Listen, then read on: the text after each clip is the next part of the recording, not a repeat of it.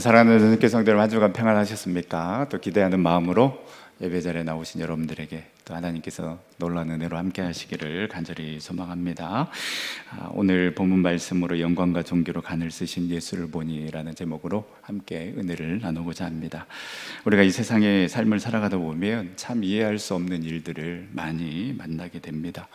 우리의 개인적인 삶에서도 그렇고 또 나라와 민족, 세계 열방을 통해서 정말 이해할 수 없는 그런 많은 일들이 우리 가운데 일어나게 됨을 보게 됩니다.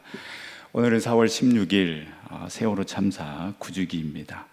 우리 안산의 그 단원고 학생들이 물속에 잠겨서 사랑하는 부모, 가족, 친구들을 남겨두고 이 세상과 이별했을 때에 저는 안산에서 사역을 하고 있었고 우리 교인 자녀들의 장례식장에 참여하면서 참 많은 눈물을 흘렸습니다.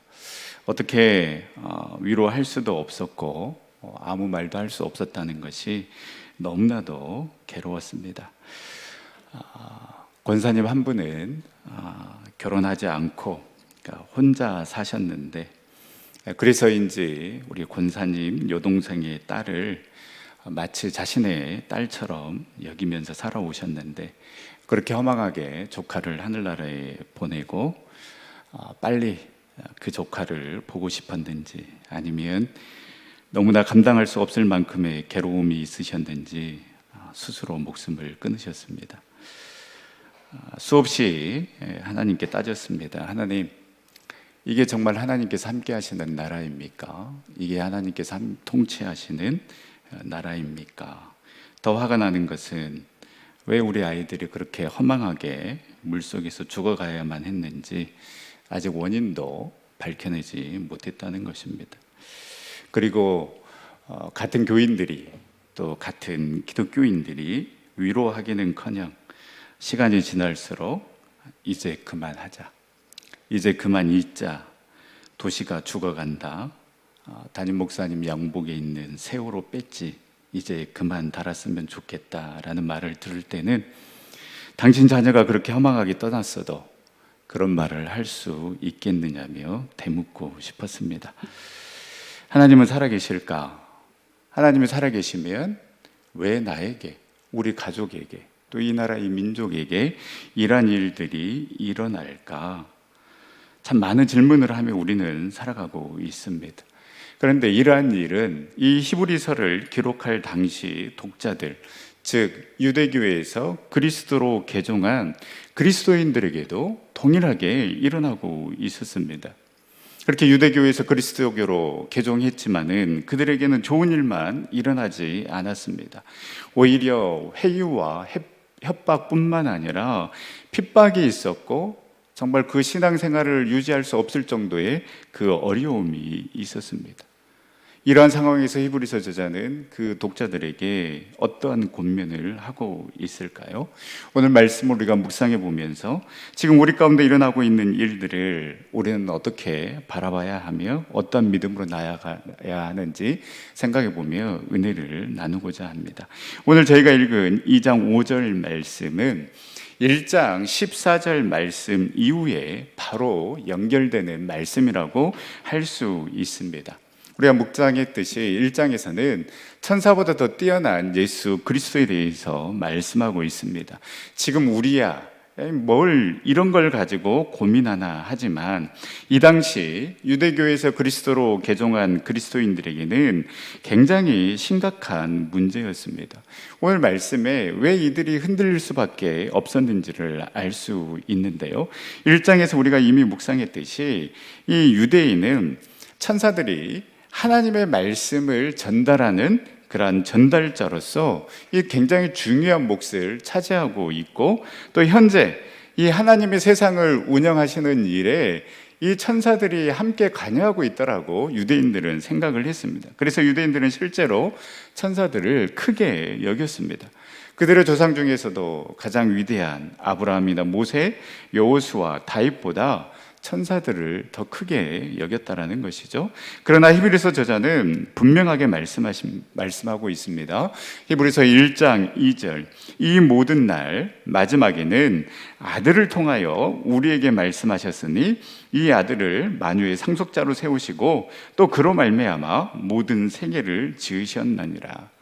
천사는 대리자에 불과하다라는 것입니다. 하나님께서는 아들 그 예수 그리스도를 통하여서 지금 우리에게 말씀하시고 그를 상속자로 세우셨고 그를 통해 만물을 지으셨다라고 분명하게 말씀하고 있습니다. 그리고 1장 14절에 또 분명하게 말합니다.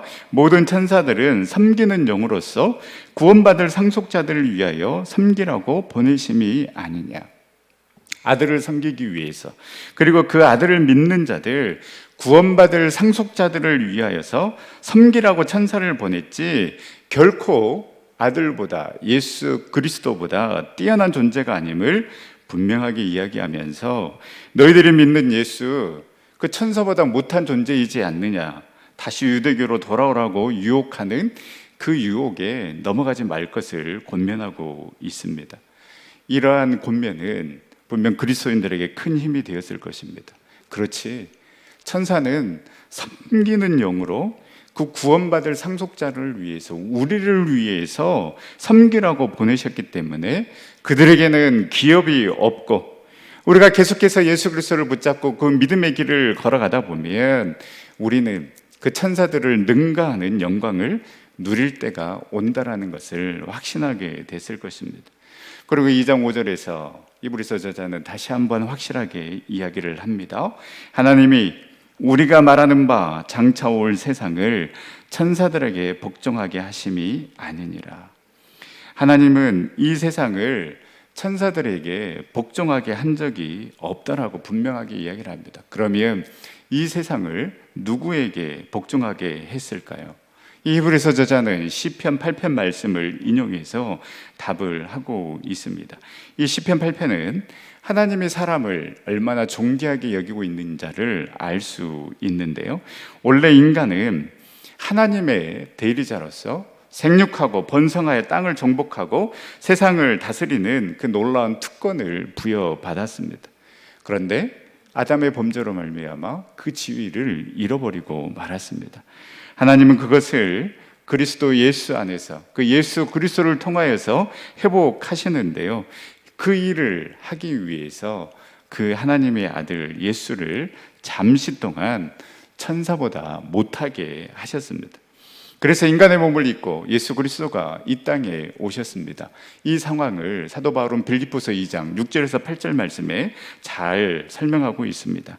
그는 근본 하나님의 본체시나 하나님과 동등됨을 취할 것으로 여기지 아니하시고 오히려 자기를 비워 종의 형체를 가지사 사람들과 같이 되셨고 사람의 모양으로 나타나서 자기를 낮추시고 죽기까지 복종하셨으니 곧 십자가에 죽으심이라. 이렇게 죽기까지 복종하신 그 예수 그리스도를 하나님께서는 지극히 높이셔서 모든 이름 위에 뛰어난 이름을 주셨고 하늘에 있는 자들과 땅에 있는 자들과 땅 아래에 있는 자들로 모든 무릎을 예수의 이름 앞에 꿇게 하셨습니다. 오늘 본문의 히브리서 저자도 이렇게 이야기를 합니다. 우리의 죄를 감당하시기 위해서, 우리를 구원하기 위해서 잠시 동안 천사보다 못하게 하셨지만 이내 영광과 존귀로 간을 씌우시며 만물을 그 발 아래에 복종하게 하셨습니다. 사망 권세를 이기시고 부활하신 그 주님을 우리는 기쁨으로 맞이했습니다. 이 승리에 대한 기대와 확신이 우리 가운데 있어야 합니다. 그리고 이 확신과 기대를 가지고 먼 미래에 있을 그 하늘나라를 소망하면서 우리가 살아가야 하지만, 그러나 지금 우리의 삶의 자리에서도 그 부활의 기쁨과 소망을 가지고 살아가는 것, 바로 이것이 부활 신앙이요, 부활하신 그 예수 그리스도를 믿는 우리의 믿음이라고 할 수 있습니다. 그런데 오늘 히브리서 저자는 우리의 삶의 자리에서 일어나고 있는 그 모순, 의심, 갈등을 회피하지 않고 그대로 드러내고 있습니다. 우리가 우리의 삶의 자리에서 경험하고 있는 그 모순과 그 갈등, 고민은 무엇입니까? 우리 8절 말씀 우리 다시 한번 읽어보도록 하겠습니다. 만물을 그 발 아래에 복종하게 하셨느니라 하였으니 만물로 그에게 복종하게 하셨은즉 복종하지 않는 것이 하나도 없어야 하겠으나 지금 우리가 만물이 아직 그에게 복종하고 있는 것을 보지 못하고, 아멘. 영광과 종기에 그 관을 썼다라면 당연히 모든 만물이 그 아들 예수 그리스도에게 복종해야 합니다. 그런데 히브리서 저자는 이야기합니다. 복종하지 않는 것이 하나도 없어야 하겠으나, 복종하지 않는 것이 하나도 없어야 하겠으나 지금 우리가 바라보는 것은 아직 그에게 복종하고 있는 것을 보지 못하고 있다라고 이야기를 하고 있습니다. 지금 유대교회에서 기독교로 개종한 그리스도인들이 겪고 있는 상황도 마찬가지입니다.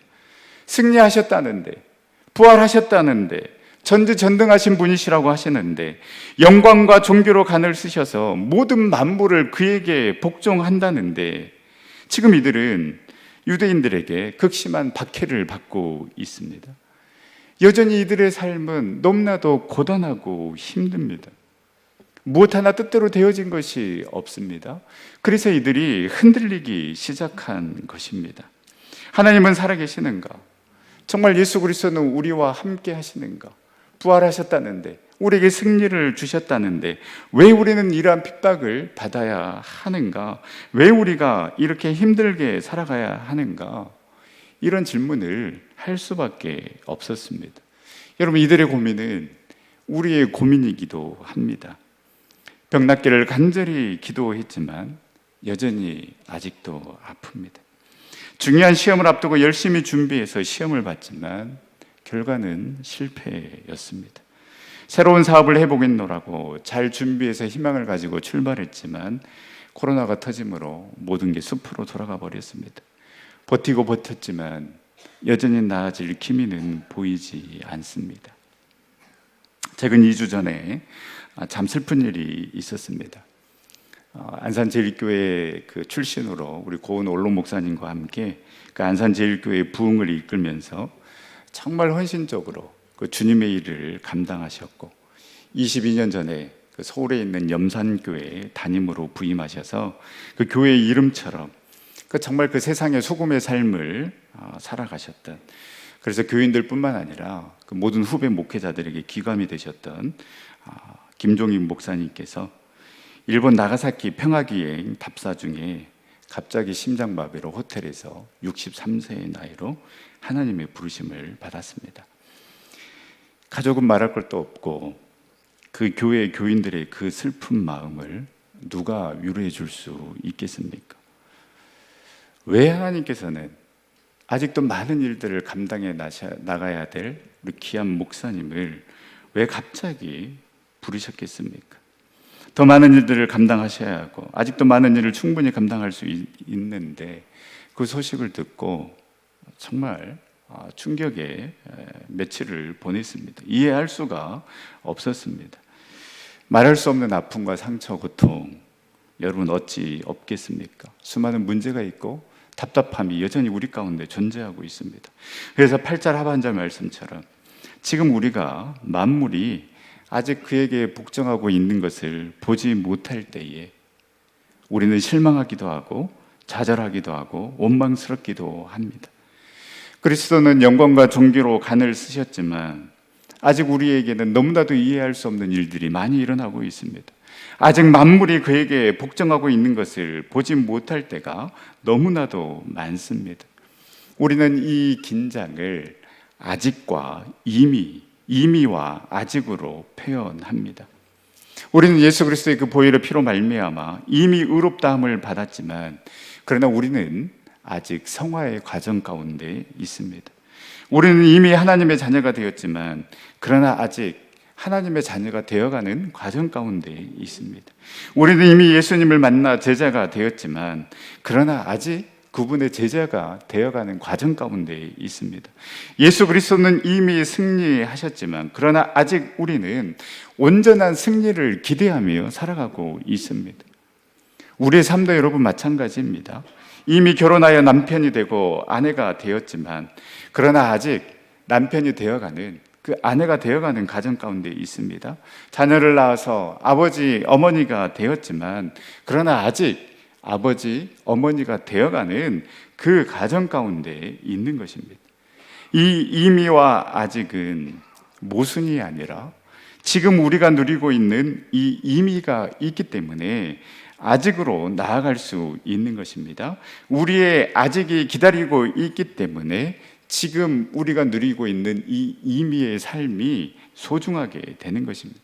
그래서 하나님께서 시작하신 이미와 하나님께서 완성시키실 아직 사이에 우리의 인생이 놓여 있다라는 것은 불안한 것이 아니라 오히려 더욱더 하나님을 바라보게 하고 기대하게 만듭니다. 왜냐하면 이 이미와 아직 사이에 분명한 하나님의 약속이 있기 때문입니다. 이 이미와 아직 사이에서 우리는 수없이 고민하지만 이미 믿음의 사람들 또한 고민하고 고민했습니다. 히브리서 11장에 많은 믿음의 사람들이 나오는데 이들도 마찬가지입니다. 우리가 너무나도 잘 아는 이 아브라함의 믿음과 순종이 왜 위대합니까? 하나님이 아브라함을 부르셔서 하나님의 자녀가 되게 하셨지만, 그러나 아브라함에게 주어진 것은 아무것도 없었습니다. 단지 약속만 있을 뿐이었습니다.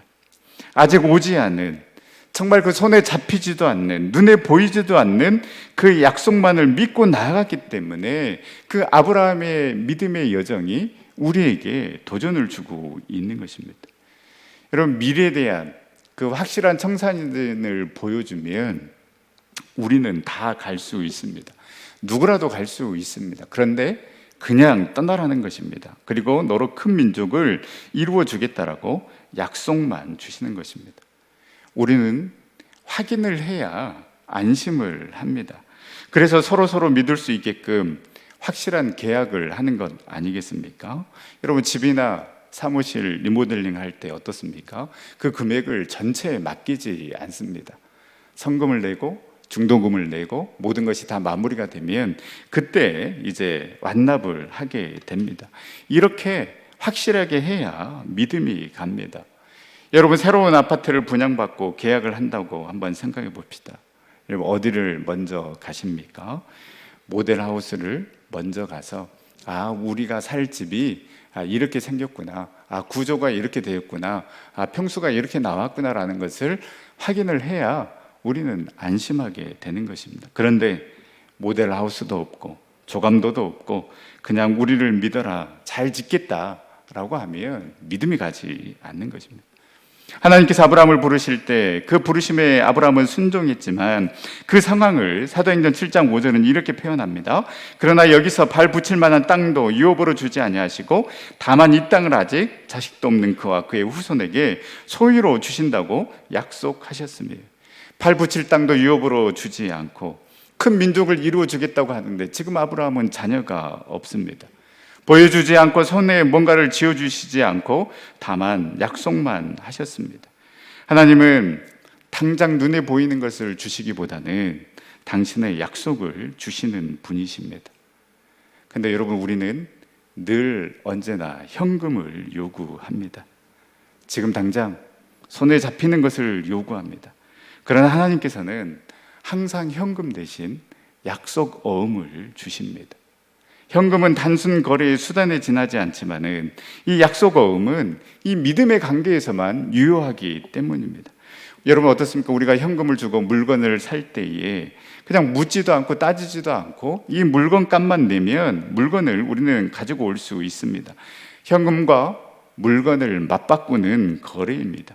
여기에 나와 너의 신뢰의 관계, 믿음의 관계가 전혀 필요치 않습니다. 그러나 어음을 주고받을 때는 어떻습니까? 그 행위 자체가 서로 간에 신뢰가 있어야 가능합니다. 하나님께서 사랑하시는 자녀에게 현금이 아닌 약속 어음을 주시는 이유가 여기에 있습니다. 우리 인간은 자신이 무언가 필요할 때만 하나님과 거래를 하려고 하지만 하나님께서는 인간과 깊은 믿음의 관계를 맺기를 원하십니다. 하나님께서는 단순히 현금과 물건을 교환하는 그러한 관계. 그래서 자판기에 버튼을 누르면 내가 원하는 것이 바로바로 나오는 그런 관계를 원하시는 것이 아니라 그 믿음의 관계 속에서 하나님의 뜻과 하나님의 때를 기다리시기를 원하시는 것입니다. 그 시간을 통해서 우리를 빚으시고 다루시고 당신이 원하시는 모습으로 인도하여 주셔서 하나님께서 예비해 놓으신 그 복을 받을 만한 사람으로 세워 가십니다. 우리 사랑하는 전성교 성도 여러분, 이미와 아직 사이에서 우리는 무너지기도 하고 의심하기도 하지만은 그러나 우리 실망하지 맙시다. 좌절하지 맙시다. 지금 내가 겪고 있는 이 시간, 실패의 시간, 좌절의 시간, 아무 의미 없이 흘러가는 시간이 아니라 나를 다루시는 시간이고 재창조의 시간이고 새롭게 태어나는 시간으로 하나님께서 저와 여러분들을 인도하여 주실 줄 믿습니다.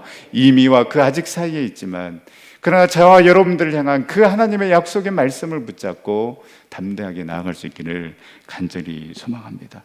또 한 가지, 우리가 이 이미와 아직 사이에서 우리가 흔들리지 아니하고 소망을 품고 나아갈 수 있는 또 다른 이유가 있습니다.